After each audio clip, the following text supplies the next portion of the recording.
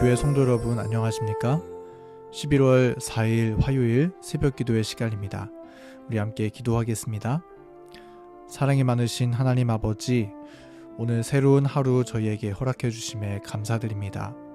오늘 우리에게 다시 한번 기회로 허락해 주신 이 하루의 시간 동안에 온전히 하나님의 은혜를 힘입어 살아가는 주의 종들 되도록 인도하여 주시옵소서. 오늘날 우리는 참 시험과 유혹이 많은 세상에 살고 있습니다. 이 세상에서 우리 주님께 시선을 고정하지 않으면 금세 마음을 빼앗기고 마는 세상인 것 같습니다.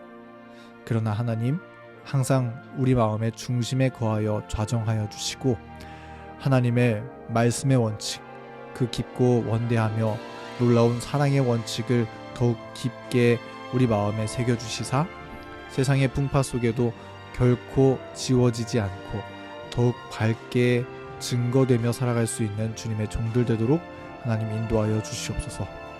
오늘 말씀 가운데 함께하여 주시며 주님의 영을 우리와 우리 가정에 충만하게 보내주시기를 예수님의 이름으로 간절히 기도합니다. 아멘. 오늘 화요일 함께 나눌 말씀의 제목은 사랑이 마음을 녹인다 라는 제목으로 함께 말씀을 묵상하겠습니다. 본문이 되는 말씀 열왕기하 6장 18절부터 23절에 있는 말씀을 읽겠습니다. 아람 사람이 엘리사에게 내려오매 엘리사가 여호와께 기도하여 이르되 원하건대 저 무리의 눈을 어둡게 하옵소서 하매 엘리사의 말대로 그들의 눈을 어둡게 하신지라. 엘리사가 그들에게 이르되 이는 그 길이 아니요 이는 그 성읍도 아니니 나를 따라오라. 내가 너희를 인도하여 너희가 찾는 사람에게로 나아가리라 하고 그들을 인도하여 사마리아에 이르니라. 사마리아에 들어갈 때에 엘리사가 이르되 여호와여 이 무리의 눈을 열어서 보게 하옵소서 하니 여호와께서 그들의 눈을 여시매 그들이 보니 자기들이 사마리아 가운데에 있더라. 이스라엘 왕이 그들을 보고 엘리사에게 이르되 내 아버지여 내가 치리이까 내가 치리이까 하니 대답하되 치지 마소서. 칼과 활로 사로잡은 자인들 어찌 치리이까. 떡과 물을 그들 앞에 두어 먹고 마시게 하고 그들의 주인에게로 돌려보내소서 하는지라. 왕이 위하여 음식을 많이 베풀고 그들이 먹고 마심에 놓아 보내니 그들이 그들의 주인에게로 돌아가니라. 이로부터 아람 군사의 부대가 다시는 이스라엘 땅에 들어오지 못하니라. 아멘. 우리는 오늘 이 말씀을 통해서 원수에게도 베풀어지는 하나님의 뜨거운 사랑의 힘에 대해서 함께 묵상하는 시간 갖도록 하겠습니다. 하나님께서 엘리사 선지자에게 불말과 불명거를 보여주시며 수많은 천사들로 그를 지키신다는 것을 증거하여 보여주었지만 아람 군대는 그 모습을 보지 못한 채 엘리사를 치기 위하여 성을 포위하고 진격하여 왔습니다. 그때 엘리사는 기도하기를 저 무리의 눈을 어둡게 하소서 이렇게 기도했습니다. 엘리사의 기도에 하나님께서 응답하셨고 아람 군대는 눈이 어두워지는 놀라운 이적 가운데 엘리사의 인도를 따라 사마리아까지 나아가게 되었습니다. 이때 그 성에서 사마리아까지의 거리는 약 18km 정도 되었다고 합니다. 정말 도무지 이해할 수 없는 이적의 현상 가운데 그들은 두려워하면서 이제 우리는 죽었다 그렇게 생각하며 그 길을 걸어갔을 것입니다. 그리고 엘리사가 사마리아에 다다랐을 때 이제 아람 군대에 눈을 떠서 보게 해달라고 다시 한번 기도했고 역시 그 기도는 응답되었습니다. 아람 군대가 이제 눈을 뜨게 되었을 때 그들은 이제 매우 불리한 입장이 된 것을 깨닫게 되었습니다. 이전에는 아람 군대가 이스라엘 성을 둘러싸고 진격하고 있었다면 이제는 사마리아의 한가운데에 놓여서 오히려 이스라엘에게 둘러싸여 있는 그러한 형편을 발견하게 된 것입니다. 그들의 입장은 마치 전쟁 포로와 같은 것이었습니다. 아람 군대는 이제 죽기를 기다리고 있었을 것입니다. 우리가 하나님의 선지자를 잘못 건드렸구나. 그들의 하나님에게 무서운 보복을 받고 이제 심판받을 일만 남아 있겠구나. 이렇게 생각하고 있었을 것입니다. 그때 이스라엘의 왕이었던 요람이 엘리사 선지자에게 이렇게 말합니다. 내 아버지여, 내가 치리이까? 내가 치리이까? 왕은 내가 치면 되겠습니까? 이 말을 2번이나 걸쳐서 반복하여 말했습니다. 그 의미는 감히 선지자를 죽이기 위하여 이스라엘에 쳐들어온 이 아람 군대에게 본때를 보여줘야 한다는 선언이었습니다. 왕은 아람 군대를 철천지 원수로 보았고 본때를 보여줘서 다시는 이스라엘을 우습게 보지 못하게 해야겠다는 생각을 가지고 있었던 것 같습니다. 그래서 내가 치리이까? 내가 치리이까? 이렇게 질문했던 것이죠. 그런데 하나님의 선지자 엘리사의 생각은 왕의 생각과 달랐습니다. 내가 치리이까 하는 왕의 질문에 대하여 선지자는 대답하기를 이렇게 말합니다. 치지 마소서. 칼과 활로 사로잡은 자인들 어찌 치리이까? 떡과 물을 그 앞에 두어 먹고 마시게 하고 그 주인에게로 돌려보내소서. 엘리사의 생각은 어떤 일이 있어도 아람 군대를 쳐서는 안 된다는 것이었습니다. 이스라엘이 혹 무력으로 아람 군대를 제압하고 포로로 삼은 것이라 할지라도 포로된 자들을 쳐서 보복하는 것은 하나님의 뜻이 아니며 하나님의 성품에 도무지 걸맞지 않는 일이라는 것을 말씀해 주고 있었던 것이죠. 엘리사는 그래서 오히려 말하기를 떡과 물을 주어 먹게 하고 그 주인에게 돌려보내주어라고 말씀했던 것입니다.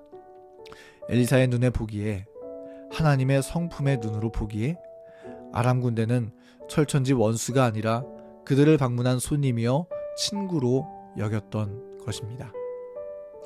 그리고 왕은 엘리사 선지자의 말을 따라 떡과 물을 주었고 그들을 돌려보내었습니다.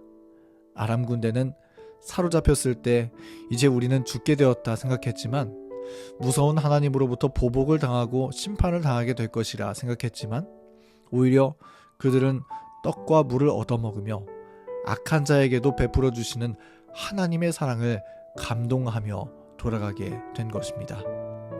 그리고 이 경험으로 말미암아 이 아람 사람들은 다시 이스라엘을 공격하러 오지 않았고 그들의 가정에 하나님의 그 놀라우신 섭리와 사랑을 전하는 증인으로서의 삶을 또한 이어가게 될 수 있었던 것입니다. 여러분, 만약에 이스라엘 왕의 제안처럼 이스라엘이 아람 군대를 치고 보복했다면 이야기가 어떻게 흘러가게 되었을까요? 아람 군대는 후에 이전보다 더욱 강한 군대를 이끌고 이스라엘을 공격하러 나왔을 것입니다. 그리고 그들은 이스라엘의 하나님에 대하여 하나님은 무섭고 자비와 사랑이 없는 분이시며 죄를 심판하며 원수를 보복하는 일반 우상신과 다를 바 없는 분이라는 오해를 풀지 못하게 되었을 것입니다. 그러나 칼과 창 대신에 떡과 물을 대접해 주었던, 원수가 아닌 손님으로 그들을 맞아주었던 이스라엘의 하나님을 경험하게 되면서 그들은 하나님의 사랑을 다시 한번 마음에 새기게 되었고, 우리와 같은 죄인도 주님을 원수로 삼았던 우리들도 하나님은 뜨거운 사랑으로 받아주신다는 그 크신 은혜를 맛보게 된 것입니다. 제 생각에 그들 가운데 많은 사람이 하나님을 믿게 되었을 것이라고 생각이 듭니다. 아람의 장군 나아만이 그랬던 것처럼 하나님의 자비하심에 매료되는 경험을 그들은 분명히 경험했기 때문입니다. 여러분, 이 이야기가 나타내주는 교훈은 무엇일까요? 하나님의 사랑은 힘이 있다는 것입니다.